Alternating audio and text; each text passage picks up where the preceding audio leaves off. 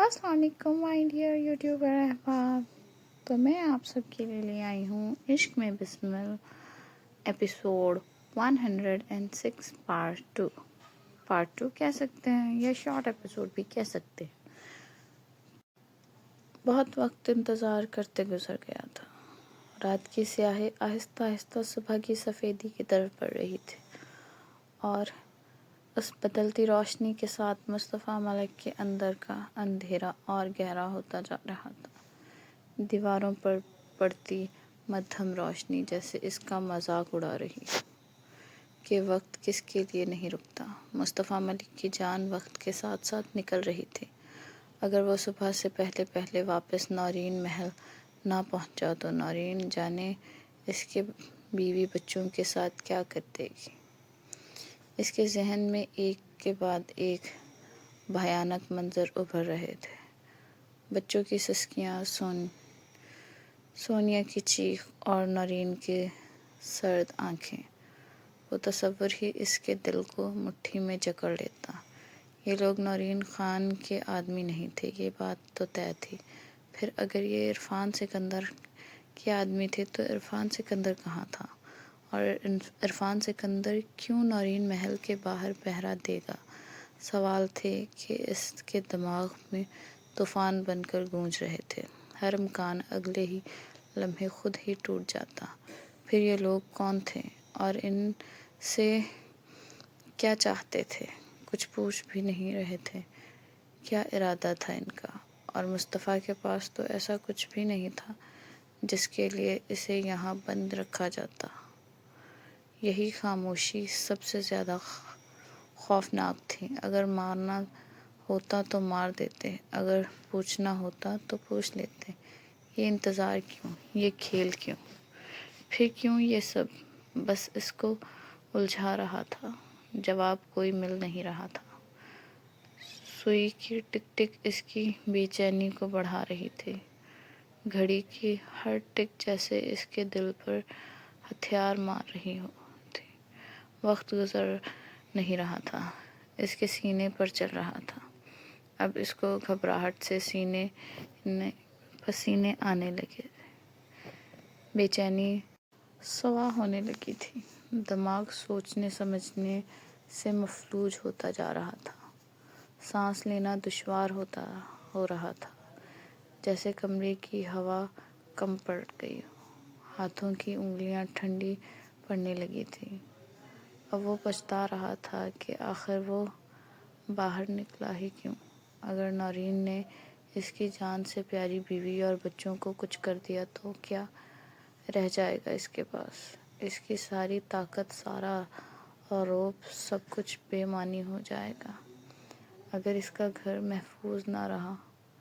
अपनी फैमिली की खातिर वो जाने क्या क्या गलत काम करता था रज़वान बुखारी और नौरीन ख़ान के लिए, लेकिन अपनी फैमिली पर कभी आँच नहीं आने दी। और अब इतना बड़ा कदम क्यों उठा लिया। वो खुद को कोस रहा था। इसने हमेशा हिसाब से चाल चली थी, कभी जज्बात को खुद पर हावी नहीं होने दिया था। इसकी बीवी इमोशनल हो रही थी। इसे तो दिमाग से काम लेना चाहिए था। अब वो पछता रहा था, इसने क्यों सोनिया की बात मानी। इसको नहीं माननी चाहिए थी। एक लम्हे की नरमी और आज सब कुछ हवाइयों पर दाव पर लगा हुआ था। लेकिन अब इसका अजाला कैसे करे। ये लोग भी तो जाने कौन थे जो कुछ बता ही नहीं रहे थे। खामोशी की ये दीवार उसे अंदर से तोड़ रही थी। न धमकी, न सवाल, न तशद्दुद, सिर्फ इंतज़ार। वक्त जैसे जैसे गुज़र रहा था, मुस्तफ़ा मलिक की जान लबों पर आ रही थी। इसे लग रहा था कि अब ना तो इसकी बीवी बचेंगी और ना ही बचेंगे। जिसको बचाने के लिए मुस्तफ़ा मलिक ने इतना बड़ा कदम उठाया था। उम्मीद जैसे इसकी उंगलियों से रेत की तरह फिसल रही थी और बाहर सुबह होने वाली थी। लेकिन मुस्तफ़ा मलिक के हर गुज़रते लम्हे क़यामत बन चुका था। पहली बार मुस्तफ़ा मलिक को مصطفیٰ ملک اپنے رب کے حضور دل سے دعا مانگ رہا تھا کہ یہ مصیبت ٹل جائے، کچھ ایسا معجزہ ہو جائے کہ وہ یہاں سے نکل جائے۔ اس کے لب ہل رہے تھے مگر آواز نہیں نکل رہی تھی، آنکھیں بند تھیں مگر ذہن میں خوف کے طوفان برپا تھے۔ وہ شخص جو ہمیشہ خود کو حالات سے بڑا سمجھتا تھا، آج ٹوٹ کر اپنے رب کے سامنے جھک گیا تھا۔ وقت کے ساتھ اس کی دعاؤں میں بھی تیزی آ رہی تھی، ہر گزرتا لمحہ اسے محسوس کروا رہا تھا کہ اب انسان نہیں، صرف رب ہی اسے بچا سکتا ہے۔ دوسری طرف سونیا بھی دعاؤں میں مشغول تھی کہ اس کا جان سے پیارا شوہر کسی بھی مصیبت میں پھنسے بغیر واپس آ جائے۔ اس کی آنکھیں سوج چکی تھیں، ہاتھ کانپ رہے تھے، لب مسلسل حرکت میں تھے۔ اسے محسوس ہو رہا تھا جیسے کوئی اندیکھا سایہ اس کے گھر کی دہلیز پر منڈلا رہا، اور شاید اللہ کریم کو بھی ان پر رحم آ گیا تھا۔ صبح ہونے میں کچھ ہی وقت باقی تھا جب کمرے کا دروازہ دہاڑ سے کھلا اور مرجان بخاری اندر داخل ہوا۔ دروازے کی آواز جیسے خاموش فضا کو چیرتی ہوئی اندر تک اتر گئی اور اپنے آدمیوں کے پاس آ کر بولا، کچھ بتایا اس نے؟ اس کے آدمی نفی میں سر ہلا گئے۔ کمرے میں پھر وہی بوجھل خاموشی پھیل گئی۔ مرجان بخاری آہستہ آہستہ چلتا ہوا مصطفیٰ ملک کے پاس پہنچا اور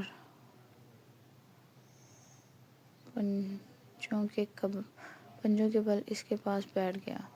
اس کے جوتوں کی آہٹ بھی ناپی تولی تھی، جیسے وہ ہر قدم سوچ کر رکھ رہا ہو۔ کچھ دیر اسے سرد نگاہوں سے گھورتا رہا، پھر ٹھنڈے لہجے میں بولا، تو تم اب بھی خاموش رہو گے؟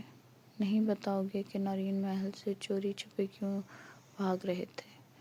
اس کی آواز میں چیخ نہیں تھی مگر ایک ایسا دباؤ تھا جو چیخ سے زیادہ خوفناک ہوتا ہے۔ مصطفیٰ ملک خاموش رہا۔ اس کی خاموشی اب ضد بن چکی تھی، یا شاید آخری ڈھال۔ مرجان کچھ دیر اسے دیکھتا رہا، پھر اٹھ کر کھڑا ہوتا دروازے کی طرف بڑھ گیا۔ اس کے چہرے پر نہ غصہ تھا نہ بے صبری، بس ایک پراسرار سکون تھا۔ لیکن جاتے جاتے ایک بار رک کر اس نے مصطفیٰ ملک کو دیکھا اور بولا، تم کون ہو؟ تم نہیں بتانا چاہتے؟ سختی میں تم پر کر نہیں سکتا۔ تم عمر میں مجھ سے بڑے ہو، تمہاری عمر کا لحاظ کرنا میری تربیت میں شامل ہے۔ میں اپنے سے بڑوں کی بے عزتی نہیں کرتا۔ اس کے لہجے میں عجب سا احترام تھا مگر وہ احترام بھی دباؤ بن سینے پر اتر رہا تھا۔ اور مرجان بخاری کو ٹھنڈا کر کے کھانے کی عادت ہے۔ تم کچھ مت بتاؤ، میں تمہارے بولنے کا انتظار کروں گا۔ مرجان بخاری کو انتظار کرنا پسند ہے، اب وہ چاہے کسی کا بھی ہو، مجھے کوئی جلدی نہیں۔ یہ کہتا وہ باہر نکل گیا۔ اس کے الفاظ جیسے اعلان تھے، ایک لمبی صبر آزمائش جنگ کا اعلان۔ مصطفیٰ ملک کے دماغ میں جیسے گھنٹیاں بجنے لگیں۔ یہ لڑکا کس کو مرجان بخاری کے کہہ رہا تھا؟ خود کو کہہ رہا تھا یا اس کو مرجان بخاری نے بھیجا تھا؟ اس کے ذہن میں الجھن کی گرہیں ایک دم کھلنے کی بجائے اور سخت ہو گئیں۔ مصطفیٰ ملک کو اپنے کانوں پر یقین نہیں ہو رہا تھا کہ جن لوگوں نے اس کو پکڑا تھا وہ اور کوئی نہیں بلکہ مرجان بخاری کے ہی آدمی تھے، جس مرجان کو وہ ملنے آیا تھا۔ یعنی وہ شکار نہیں تھا، وہ سیدھا شکاری کے گھر آ کر گرا تھا، اور اب کھیل شروع ہو چکا تھا۔ عرفان سکندر آج پھر خان حویلی میں آیا تھا۔ مٹھائی کی بڑی بڑی ٹوکریاں، فروٹ کی بڑی بڑی ٹوکریاں، ڈرائی فروٹس کے بڑے بڑے ٹوکریاں، بہت سارے ریڈ کلر کے، بلیک کلر کی کیس جس میں سونے کے ہیرے کے بنے سیٹ، برائڈل جوتے، جوڑے برائڈل جوتے، اب میک اپ، جانے کیا کیا جو عرفان سکندر لے کر خان حویلی داخل ہوا تھا، یہ سب پلک کے لیے لایا تھا۔ حویلی کے بڑے دروازے جب اس کے قافلے کے لیے کھلے تو اندر موجود نوکروں کی آنکھیں چندھیا گئیں۔ اتنی چمک، اتنی نمائش، اتنی شان و شوکت، جیسے کوئی بارات وقت سے پہلے ہی آن پہنچی ہو۔ ٹوکری سجی ہوئی تھی، ہر ڈبہ قیمتی، ہر پیکٹ میں دولت کی خوشبو بسی ہوئی تھی۔ عرفان سکندر کے چہرے پر مسکراہٹ تھی، مگر آنکھوں میں بے چینی صاف دکھائی دے رہی تھی۔ وہ دکھا رہا تھا جیسے سب کچھ معمول کے مطابق ہو، جیسے یہ سب محبت کا اظہار ہو، مگر حقیقت میں یہ سب ایک جلد بازی تھی، ایک بھاگنے کی تیاری۔ عرفان سکندر جلد سے جلد نکاح کر کے یہاں سے نکلنا چاہتا تھا، کیونکہ اس کے گھر کے، اس کے آفس کے کیمرے کسی نے ہیک کیے تھے۔ یہ خیال ہی اس کے اعصاب کو جلا رہا تھا کہ کوئی اسے دیکھ رہا ہے، اس کی حرکت نوٹ کر رہا ہے، اس کی دنیا میں دراڑ ڈال چکا ہے۔ ابھی تو یہ شکر تھا کہ اس نے اپنے یہاں کے آفس یا گھر میں کوئی غیر قانونی کام نہیں کیا تھا، ورنہ تو وہ پکڑا گیا تھا۔ اب تک وہ جانتا تھا اگر ایک بھی ثبوت ہاتھ لگ جاتا تو اس کا سارا کھیل ختم ہو جاتا، اس کی سکھ، اس کی طاقت، اس کا رعب سب خاک ہو جاتا۔ لیکن اب وہ رسک نہیں لینا چاہتا تھا۔ اس پلک کو لے کر یہاں سے نکلنا تھا بس۔ یہ تحفے صرف دل جیتنے کے لیے نہیں تھے، یہ جلدی فیصلے کی قیمت تھے، اور اس رشتے کو مضبوطی سے باندھ کر خود کو محفوظ کرنا چاہتا تھا۔ یہ نکاح اس کے لیے محبت سے زیادہ اس کا جنون تھا۔ اس کے دماغ پر مسلسل الارم بج رہا تھا۔ کون تھا جو اس کے کیمرے ہیک کر سکتا تھا؟ کس نے اس کی نگرانی شروع کی تھی؟ کیا یہ صرف دھمکی تھی یا کسی بڑے طوفان کا پیش خیمہ؟ خان حویلی کے صحن میں کھڑے ہو کر بھی وہ خود کو محفوظ محسوس نہیں کر رہا تھا۔ اس کی نظریں بار بار ارد گرد گھوم جاتی، جیسے دیواروں میں بھی آنکھیں اگ آئی ہوں۔ اسے بس ایک ہی راستہ دکھائی دے رہا تھا، پلک کو اپنے نام سے باندھ کر یہاں سے نکل جانا، کیونکہ جب زمین پاؤں تلے سے سرکنے لگے تو انسان کو ایک مضبوط سہارے کو پکڑ لینا چاہیے، اور پلک اس کے لیے مضبوط سہارا تھی۔ وہ سہارا صرف جسمانی نہیں بلکہ روحانی تھا، دل کی دھڑکنوں کا وہ محور تھا جس کے لیے عرفان سکندر مر کر بھی جی اٹھا تھا۔ پلک کو دیکھنے کے بعد عرفان سکندر کے اندر جیسے جینے کی چاہ بڑھ گئی تھی۔ ہر سانس میں وہ اس عورت کے لیے جیتنا چاہتا تھا، ہر دھڑکن میں وہ اس کے لیے مرنے کو تیار تھا۔ وہ پلک کو صرف ایک محبوبہ نہیں بلکہ اپنی دنیا کا مرکز سمجھتا تھا، جس کی روشنی کے بعد اس کی زندگی مکمل نہ تھی۔ مگر یہاں خان حویلی کی دیواروں اور سناٹے میں اس کے لیے زندگی تنگ ہو چکی تھی۔ ہر گوشہ، ہر سایہ اسے خطرے کی یاد دلا رہا تھا۔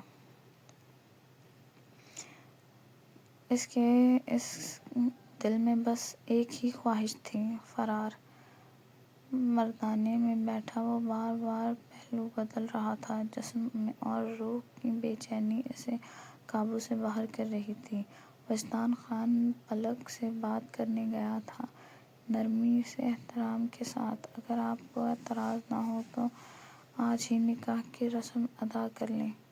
لفظوں میں تو نرمی تھی، مگر ہوا میں ایک غیر مرئی کشش تھی جو وجدان خان عرفان سکندر کے لیے محسوس کر رہا تھا۔ ہر پل، ہر لمحہ، ہر نظر اور ہر سوچ، سب پلک کے گرد گھوم رہی تھی۔ ایپیسوڈ جاری ہے، ناول جاری ہے۔ آپ لائک کریں، شیئر کریں، کامنٹ کریں اور سبسکرائب کریں، اور سارا ناولز کو پڑھتے رہیں۔ اللہ حافظ۔